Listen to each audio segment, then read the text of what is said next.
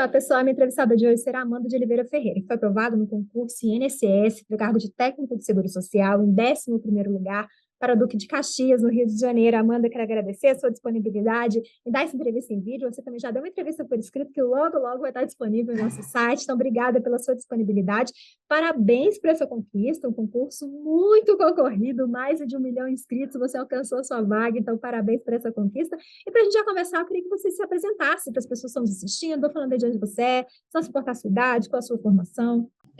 Meu nome é Amanda, né, de Oliveira Ferreira, eu tenho 20 anos e atualmente eu moro na zona oeste do Rio de Janeiro, né, e tenho apenas o ensino médio técnico. Uhum. E desde quando você vem estudando para concurso público, foi algo que surgiu por causa do concurso do INSS ou foi uma trajetória que já vem de antes desse concurso?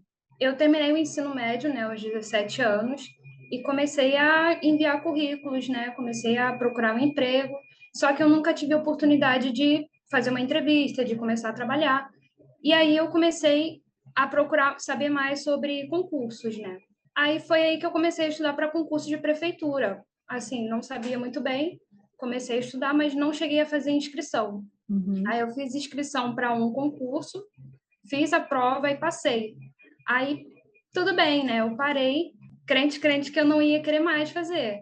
Só que parece que a gente vicia. Aí eu fui procurando outro concurso e eu achei esse do INSS. O INSS é o meu segundo concurso. Uhum. Então, o direcionado para o INSS foi quando que você iniciou os estudos? Eu iniciei, acho que foi em janeiro de 2022. Uhum. Comecinho mesmo.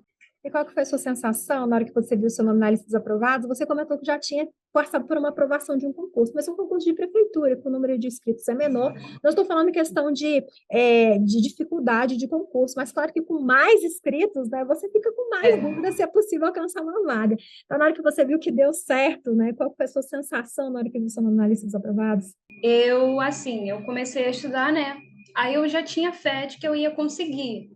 Assim, é muito difícil manter essa fé ao longo da trajetória, né?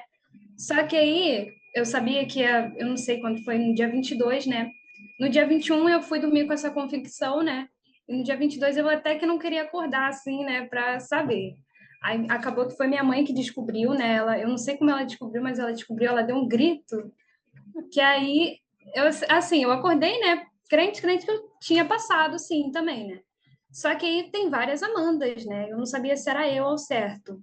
Aí eu tive que ver o número de inscrição. Aí eu pensei até que parecia até loteria, né? Vendo o número de inscrição, se estava tudo certinho. Aí daí eu comecei a chorar, né? E é muito incrível. Eu imagino a sensação para a família também, né? Porque eu entrevisto alguns aprovados, as pessoas falam, felicidade, mas acima de tudo é de alívio, mas agora a sensação de ver a família feliz comemorando junto, que realmente é algo impagável, né? Pela atitude que a sua mãe teve, eu imagino que foi motivo de muita felicidade para mim poder ver, né, as pessoas que você ama também compartilhando dessa sua felicidade. E como que foi para você o apoio da família, já que a gente está falando nisso, né? Porque muitas pessoas próximas às vezes apoiam, mas não entendem, ainda mais você tão jovem, né? Imagino que passou tempos estudando, tempo que poderia estar encontrando com as amigas, indo no cinema, se divertindo, estava ali estudando. A família apoiou e entendeu também a sua dedicação em estudo para concurso público?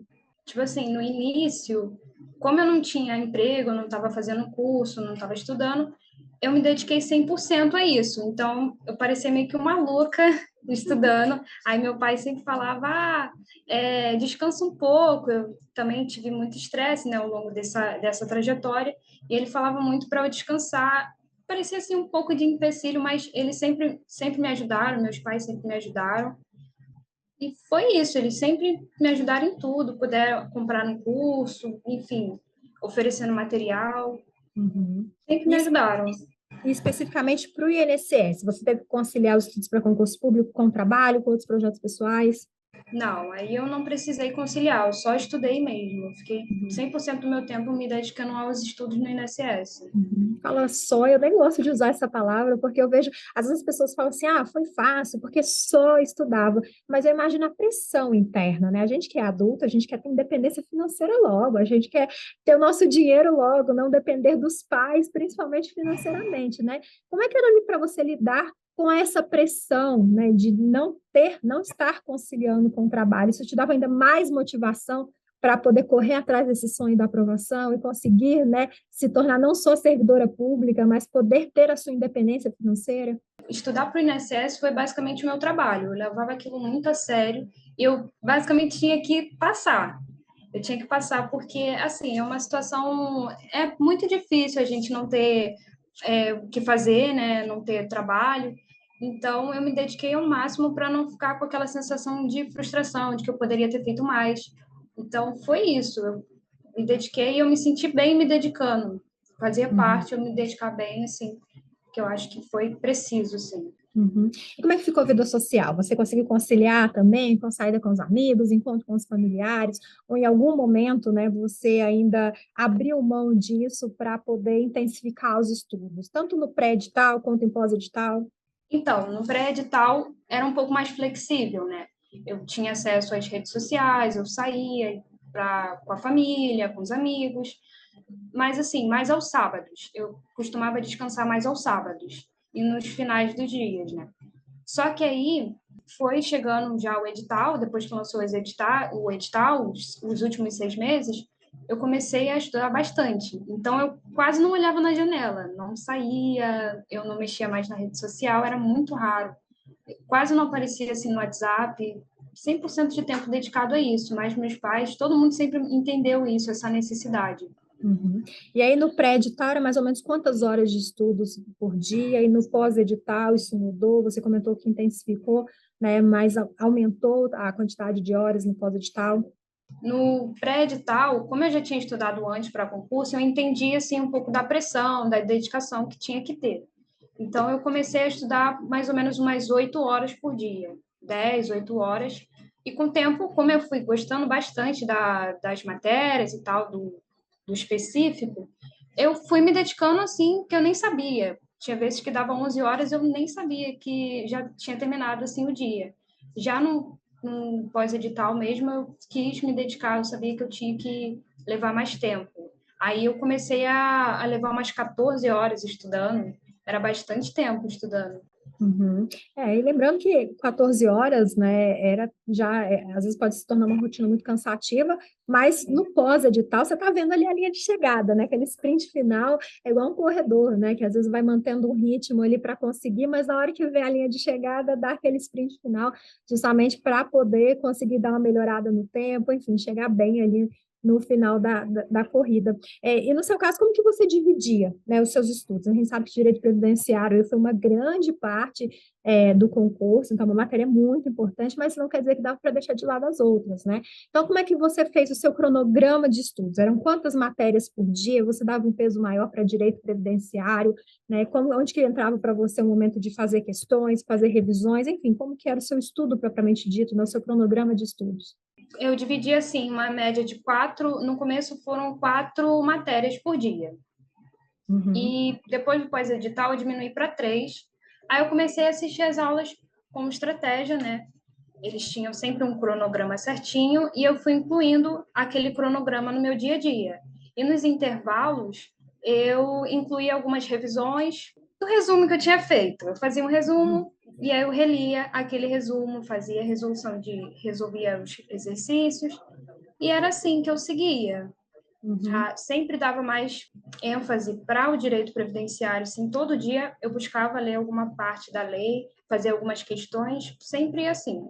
Uhum. E você comentou comigo no e-mail, né, que você utilizou bastante do material gratuito, dos vídeos do YouTube do Estratégia, né? Sim, todas as aulas eu estava aqui ao vivo assistindo, desde as 8 até às vezes terminavam 11 horas, né? Eu assistia tudo. Tinha vezes que era 3 aulas, tinha vezes que era só uma, duas, e eu sempre estava ali. E quando não tinha, eu estudava assim, fazendo os resumos, né? Os exercícios, o que eu Uhum. tinha que fazer por fora, que eu sentia que eu precisava dar mais ênfase. Uhum. E esses resumos eram resumos à mão, resumos que você fazia pelo próprio computador, eram resumos para usar para revisão ou para ajudar na fixação do conteúdo? Eu fazia resumo à mão mesmo, para fixar o conteúdo, que eu sabia que era mais fácil eu escrever, porque eu tenho memória fotográfica, então eu sei onde eu coloco cada palavrinha e tal. Aí eu gravava, mas assim, eu achava mais fácil eu gravar assim. E aí Uhum. fazer os exercícios, né? Lia muitos PDFs, achava muito bom os PDFs. E foi assim.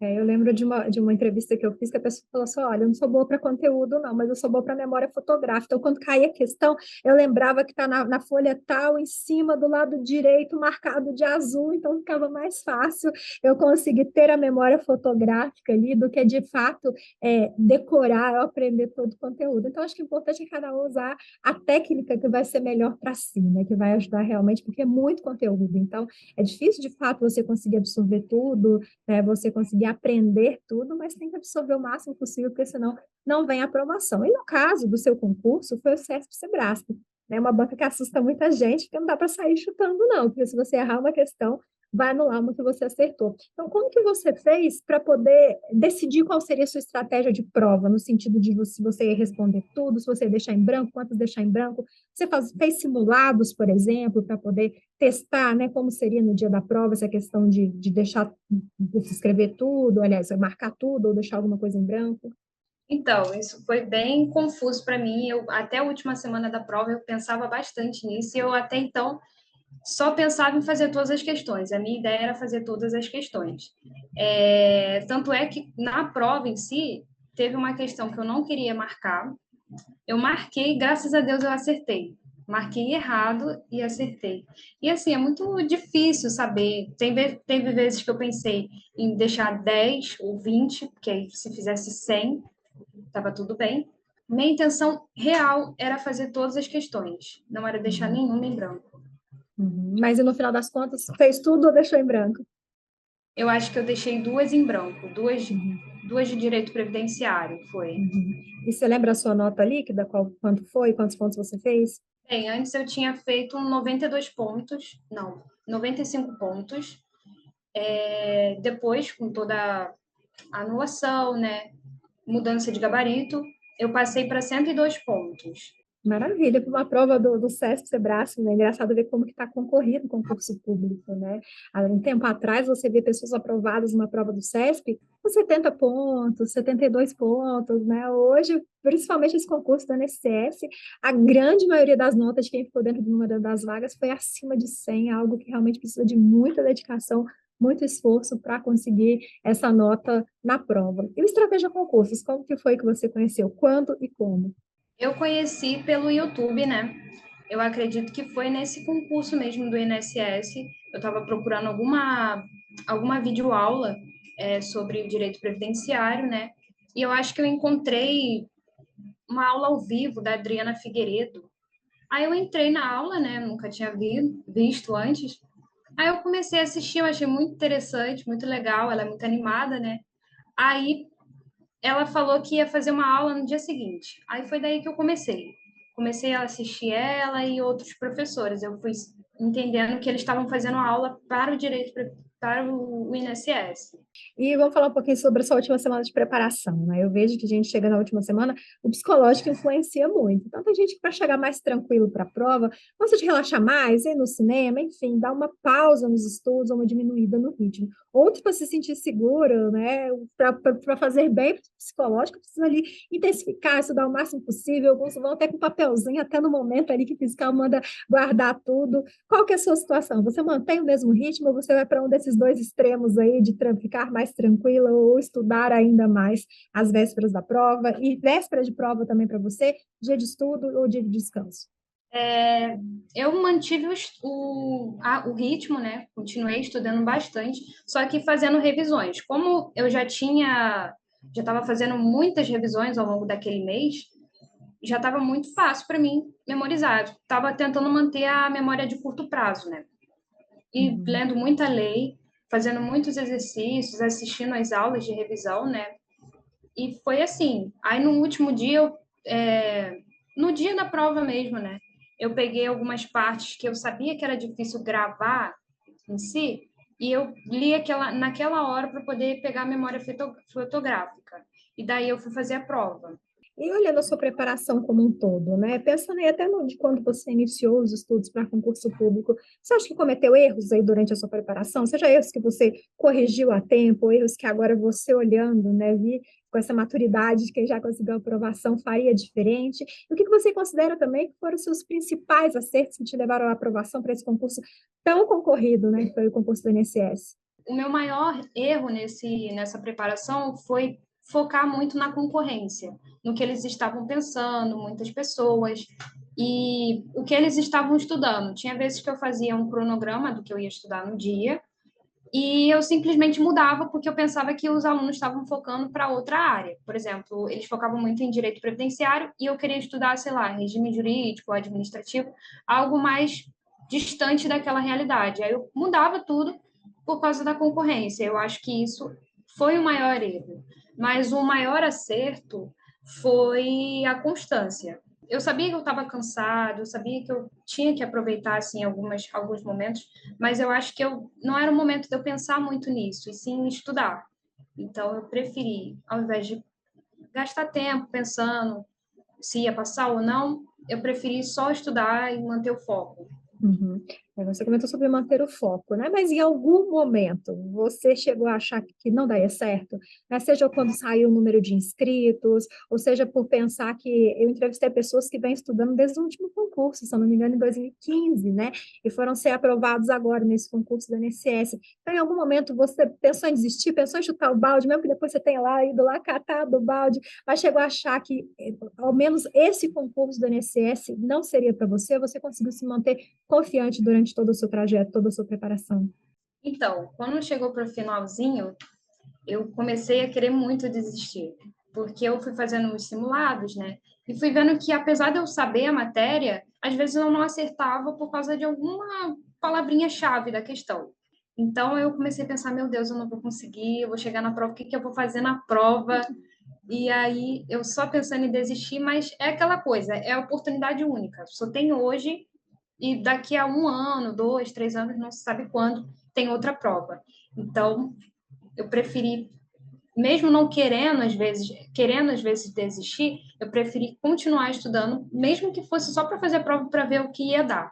E agora, até quando a gente fala, né, nessa questão do lado psicológico, né, que essa questão de pensar em desistir, né, essa semana que antecede a prova, até o momento da prova também, o psicológico faz muita diferença. Então, até uma pergunta boba aqui, mas que pode ajudar muito, por exemplo, quem está indo pela experiência de primeira prova. Você tem algum ritual para o dia da prova, para o momento da prova? É, o quanto tempo vai chegar antes? Se vai chegar mais em cima da hora para não ficar ansiosa? Se vai levar coisa para comer? Se vai ter momentos para poder sair, para beber água, para poder ir no banheiro, né? Ou realmente assim, você vai mais tranquila e você vão viver o momento ali, né? E de acordo com se der sede, aí sim eu vou beber água, se der vontade de beber, aí sim eu vou ir no banheiro, ou você tem realmente um ritual já pronto para esse momento de prova. Então, eu sou muito calma com relação a isso. Eu costumo chegar cedo, né, para a prova e levo só o que eu preciso ali, uma água, uma caneta e não mais, porque eu acho que comer um biscoitinho, um chocolate, tem gente que consegue conciliar, eu não consigo conciliar, eu me desconcentro muito rápido. Então eu prefiro fazer tudo que eu tiver que fazer antes, se tiver que ir ao banheiro, ir antes, para não ter que fazer isso ao longo da prova, porque senão eu vou ficar com aquela neura de que estou perdendo tempo. Uhum. Mas sempre dar uma respirada, ficar calma, chegar cedo, sentar logo e ficar calma. Uhum. Eu acho interessante isso, né? Porque eu vejo que estudar para concurso público tem um ponto em comum, claro, que é você passar por todo edital, ou por grande parte desse, que é a parte do conteúdo mesmo, mas essa parte que envolve, né, o além do estudo é muito pessoal. Então, se você vai assistir por videoaula, por PDF, você vai fazer resumo à mão ou não, no momento de prova, você vai chegar cedo, vai chegar mais em cima da hora, você vai levar coisa para comer ou não, você vai no banheiro ou não. Acho que o autoconhecimento é a palavra-chave, né, no estudo para concurso público, porque estudar para concurso, estudar, o ato de estudar é algo que todo mundo precisa fazer, que é a aprovação. Mas, como eu disse, né, o que vem além disso, as técnicas, a forma, como vai ser no dia da prova, como vai ser na semana que antecede a prova, o autoconhecimento é importante, né? Sim, é muito importante, sim, saber como é que a pessoa vai levar ali a trajetória dela. É, é muito pessoal com relação a isso. Eu decidi me dedicar bastante. Tem gente que consegue fluir mais, assistir um filme, fazer alguma coisa diferente, se relaxa um pouco mais com relação a isso. Uhum. É por isso que a gente faz essas entrevistas. A ideia aqui é mostrar pessoas que tiveram rotinas diferentes, métodos diferentes de estudo, que tiveram em comum né, de fato, a dedicação, o estudo para concurso público, mas que fizeram isso de formas diferentes e que alcançaram a aprovação. Então, que as pessoas possam assistir essas diferentes entrevistas, tirar um pouquinho de uma, um pouquinho de outra, também conseguir muito futuramente a aprovação para poder estar aqui dando entrevista também. Então, Amanda, para a gente já encerrar, o que você gostaria de deixar de conselho, de dica, tanto para quem já está nesse mundo de cursos públicos, mas ainda não alcançou a aprovação, tanto para quem ainda vai iniciar os estudos? Acho que você é um ótimo exemplo, né, de pessoas aí que terminam o ensino médio, já vai buscar uma remuneração, uma forma de se tornar ativa no mercado de trabalho, não acha oportunidades, mas aí foca no concurso público, consegue a aprovação, consegue a estabilidade, para depois pensar se vai continuar no cargo, se vai fazer uma graduação para almejar outros concursos também, mas que muito jovem já consegue ter essa perspectiva de futuro, de pensar no futuro. Então, o que você gostaria de deixar de mensagem para essas pessoas? Ter muita resiliência, assim, no dia a dia, no que tiver que fazer, pensar bastante em qual concurso quer fazer, porque isso é muito importante. Eu tenho na minha cabeça que quando começa a fazer, tem que terminar. Então, tem que pensar bastante em qual concurso vai fazer, se quer mesmo aquele e fazer, chegar até o fim, enfim, se dedicar bastante, ter muito foco, não pensar na concorrência, se eu vou passar ou se não vou passar, tem que começar a pensar como quem já passou. Uhum. Entendeu? Isso é muito importante. Eu pensava muito no que eu iria fazer e eu já falava assim com a minha mãe como se eu já estivesse no cargo. Uhum. Isso foi muito importante, me materializar ali naquela atendendo, enfim, quando eu estudava. Uhum.